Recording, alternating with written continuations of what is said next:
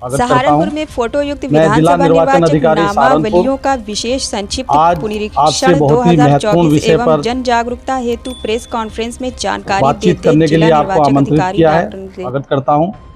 मैं जिला निर्वाचन अधिकारी सहारनपुर आज आपसे बहुत ही महत्वपूर्ण विषय पर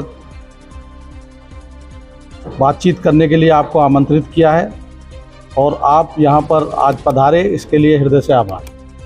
जैसा कि आप जानते हैं कि सामान्य लोकसभा निर्वाचन 2024 सन्निकट हैं और निर्वाचन को दृष्टिगत रखते हुए माननीय भारत निर्वाचन आयोग के निर्देश के क्रम में फोटोयुक्त विधानसभा निर्वाचक नामावलियों का विशेष संक्षिप्त पुनरीक्षण का कार्यक्रम 27/10/2023 से प्रारंभ हो रहा है। माननीय भारत निर्वाचन आयोग के निर्देश के क्रम में हमारे द्वारा समय समय पर सभी राजनीतिक दलों के साथ बैठक की गई है और आगे भी की जाती रहेगी।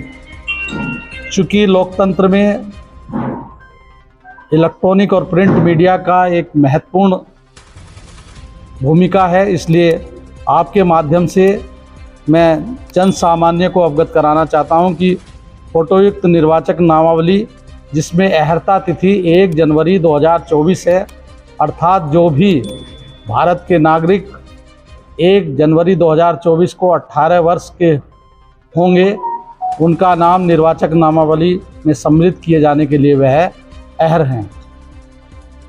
हमारे भारतीय संविधान की एक महत्वपूर्ण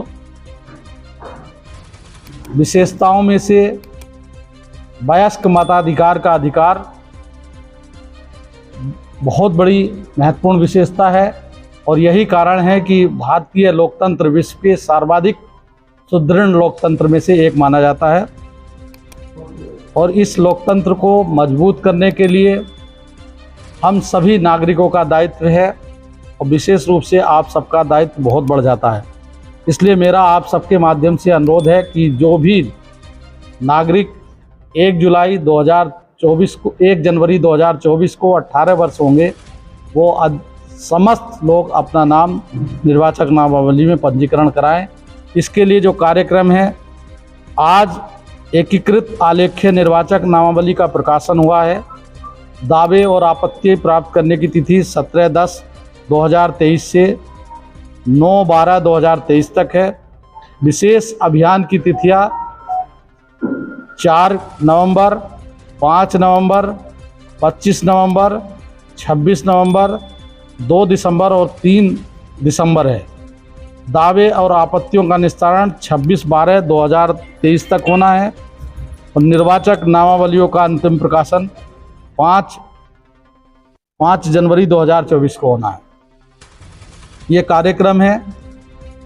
एक और अनुरोध है, विशेष रूप से मातृशक्ति की सहभागिता सुनिश्चित करने के लिए जेंडर रेशो को भी ठीक किया जाना है और इसके लिए मैं महिलाओं के पंजीकरण के लिए भी आपके माध्यम से अपील करता हूं, क्योंकि महिलाएं एक स्थान से दूसरे स्थान पर विवाह या अन्य तरीके से भी आती हैं, तो उनके लिए यदि उनका पहले से पंजीकरण है किसी विधानसभा में तो वह फॉर्म 8 भर के ही कराएं। फॉर्म 8 4 प्रकार की गतिविधियों के लिए फॉर्म 8 है जो अद्यतन फॉर्म है। नंबर 1 करेक्शन, नंबर 2 ईपिक का उसमें चेंज होता, तीसरा जो है पहला है शिफ्टिंग। मान लिया कोई एक विधानसभा से दूसरी विधानसभा में अपना नाम चेंज कराना चाहता है और उसका किसी अन्य विधानसभा में है तो फॉर्म 8 के माध्यम से होगा, नया फॉर्म 6 भरने की ज़रूरत नहीं है। इसी प्रकार यदि कोई करेक्शन की आवश्यकता है तो वो भी फॉर्म 8 से होगा।